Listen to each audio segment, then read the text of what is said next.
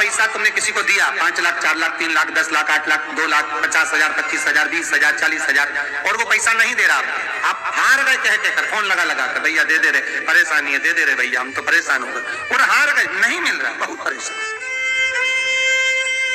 तो महाराज किसी भी अष्टमी या नवमी तिथि के दिन आप मां जगतजननी जगदम्बा का शिव के साथ में शिव शक्ति का स्मरण कर कर देवी के नाम की 9 आहुतियां, सूखे बीले की, मतलब बीला जो सूख चुका है, फल जो सूख चुका है, उसकी 9 आहुतियां अग्नि में शंकर और सती के नाम से, शंकर और शिव के नाम से समर्पित करें, और आखिरी आहुति जो समर्पित करें उसमें थोड़ा सा भाग तिल का, और तिल भी काली नहीं चढ़ती, उसमें श्वेत तिल का भाग उसके साथ लगाकर समर्पित करें, और जिससे धन लेना है उसका नाम लेकर वो समर्पित करें महाराज, उसको सुध आएगी, और वो पैसा किसी भी हाल में आपके हाथ में थमाकर जाएगा ही, ये पक्का है।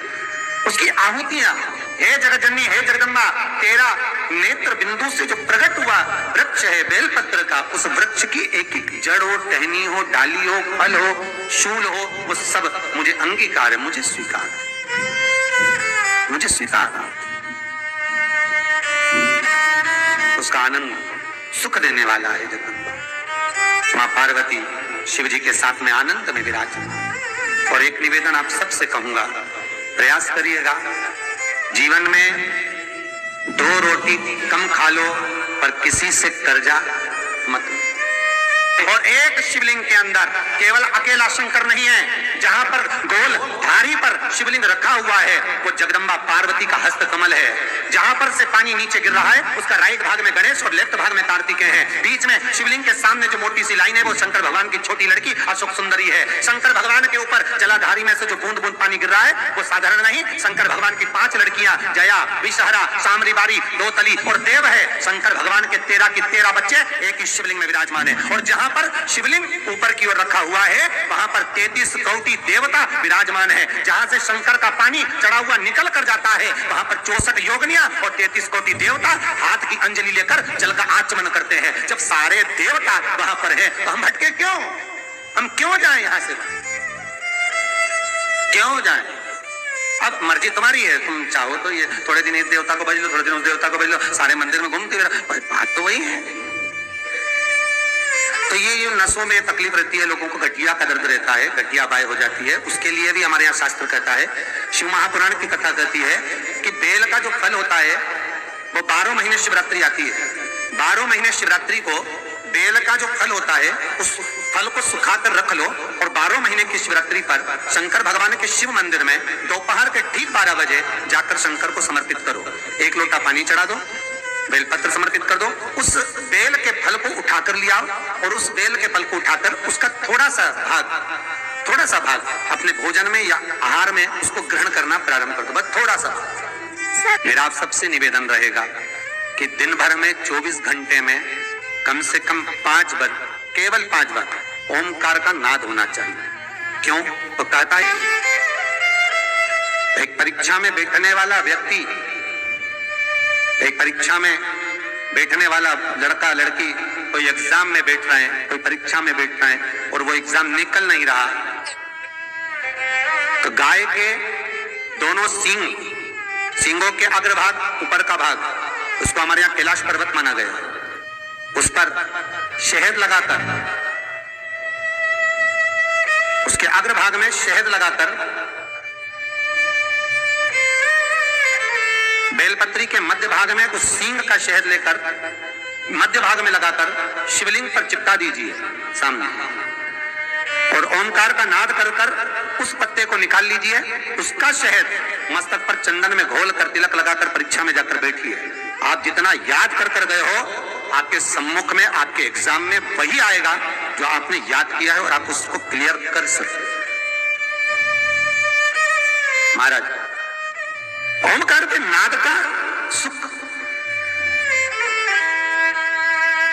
हम कैलाश पर्वत नहीं जा सकते, हम कैलाश पर नहीं चढ़ सकते, तो कैलाश गौ माता के सींग पर विराजमान है। अग्रभाग जो है हम कैलाश पर्वत ही मानते हैं कि माँ आपके ये मस्तक पर जो अग्रभाग है, सींग जो है, ये हमारे लिए आप कैलाश का भाग ही है, कैलाश ही है माँ। ये प्रेम, ये बात सल्यता, ये स्नेह। शिव महापुराण की कथा कर रही है। भगवान कर रहे हैं ओमकार का एक नाद ऐसा होता है जो एकाग्र चित्तता को स्थापित कर देता है। इंद्र यहां तक कहती है कि आपका कोई काम अटक रहा है, कोई काम नहीं हो रहा, बहुत परेशान हो गए, बहुत थक गए, उस काम के लिए सबके हाथ भी जोड़ लिए, सबके पास होकर आ गए, पर वो काम बढ़ ही नहीं रहा, तो निवेदन करते हैं घी के दिए में काली तिल डालकर सोमवार के दिन शंकर जी के मंदिर के सामने तुम रुका जी का नाम लेकर दिया लगाकर जिस काम को तुमने दुनिया के आगे कहकर देख लिया, कर कर देख लिया, नहीं हुआ, उस कार्य को एक बार दिया लगाकर निवेदन कर कर फिर जाकर देखना, काम आगे बढ़कर ही रहेगा, छूटेगा नहीं। क्यों कहते हैं जो बच्चा बार बार बीमार पड़ रहा हो, बार बार सर्दी हो रही हो, बार बार बीमार पड़ रहा हो, खांसी चल रही हो, बार बार हॉस्पिटल लेकर भागना पड़ रहा हो बच्चे को, छोटा सा अगर बच्चा है, 8 साल के अंदर बच्चा है और बीमार ज्यादा पड़ रहा है, तो आटे का दिया बनाओ, 4 बत्ती रखो, उसमें तिल्ली का तेल डालो, अवधूतेश्वर महादेव का नाम लेकर बच्चे के ऊपर से 21 बार उतारो और किसी चौराहे पर ले जाकर रख दो। जिंदगी में बच्चा कभी बीमार नहीं पड़ेगा, बच्चा स्वस्थ रहेगा। आप अगर श्री शिवाय नमस्तुभ्यम का जाप कर रहे हो, प्रतिदिन आपके मुख से 11 बार 21 बार श्री शिवाय नमस्तुभ्यम मंत्र निकल रहा है, भले काम करते करते निकले। शास्त्र कहता है 1 वर्ष 11 दिन जिसके मुख से 11 बार प्रतिदिन श्री शिवाय नमस्तुभ्यम मंत्र का जाप निकलता है, वो मंत्र सिद्ध हो जाता है और उस मंत्र से वो अपने जीवन को सुखी कर सकते हैं। का जो पुष्प है उसको 2 जगह पर समर्पित किया जाता है,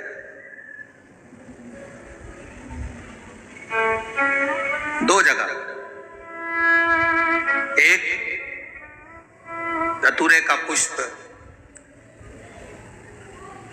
जहां भगवान शंकर का जल चढ़ाने जाते हो, पूजन करने जाते हो, स्मरण करने के लिए जाते हो, वहां अशोक सुंदरी वाली जगह पर धतूरे को, फूल को समर्पित किया जाए। एक दूसरे नंबर का धतूरे का जो फूल होता है, 2 फूल जब हम समर्पित करने जा रहे हैं, तो एक अशोक सुंदरी वाली जगह पर फूल का जो मुख होता है,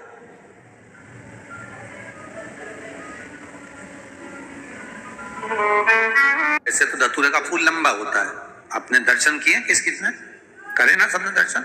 धतूरे का फूल लंबा होता है, अब वो लंबा जो पुष्प है उसका जो खिला हुआ भाग है, जो खिला हुआ, और पीछे की जो डंडी है, तो अशोक सुंदरी वाली जगह पर जब हम समर्पित करते हैं, अशोक सुंदरी वाली जगह पर जब हम उसको चढ़ाते हैं, तो जैसे ये शिवलिंग है और यहाँ सामने अशोक सुंदरी की जगह है, तो जो अशोक सुंदरी वाली जगह पर हम पुष्प समर्पित करते हैं, तो खिला हुआ जो भाग है, जो खिला हुआ भाग है, उसको इस तरह से रखते हैं कि शिवलिंग की ओर उसका खिला भाग जाए, और डंडी का भाग इधर गणेश जी, कार्तिकेय जी और 33 कोटि जो देवी देवता हैं उस ओर उसका भाग जाए, उसका भाग ऐसा समर्पित करें। एक दूसरा, शिवलिंग पर जब हम धतूरे का पुष्प समर्पित करते हैं, शिवलिंग पर जब हम धतूरे का पुष्प समर्पित करते हैं, तो उस फूल का खिला हुआ जो भाग होता है उसका मुख हमारी ओर होना चाहिए, अर्थात डंडी का मुख जब शिवलिंग पर चढ़ाएंगे तो डंडी का मुख उधर हो और खिला हुआ भाग हमारी ओर। बहुत अंतर है महाराज, जैसे बेलपत्री चढ़ाते हैं तो बेलपत्री चढ़ाते समय डंडी का मुख अपने ओर कर लेते हैं, पत्तियों का मुख उधर कर देते, तो खिला हुआ जो भाग है वो हम अपनी ओर रख लेते हैं। अब कनेर का पुष्प इससे विपरीत में चलता है, कनेर का जो पुष्प होता है उसकी डंडी का मुख हम अपनी ओर रख लेते हैं और खिला हुआ भाग महादेव की ओर कर देते हैं, वो थोड़ा विपरीत हो जाता है। तो शिव तत्व कह रहा है, भगवान शंकर का संवाद कर रहा है, शिव महापुराण की कथा कर रही है। 2 स्थान धतूरे के पुष्प को समर्पित करने के लिए दिए। कौन कौन सा स्थान है? जम के बोलो। पहला जम के बोलो। अशोक सुंदरी के स्थान पर खिला हुआ भाग कहां होना चाहिए? महादेव की और डंडी का भाग जहां 33 कोटि देवता हों, गणेश जी कार्तिकेय हों, उस ओर हो। और दूसरा देवाधिदेव महादेव के शीश पर।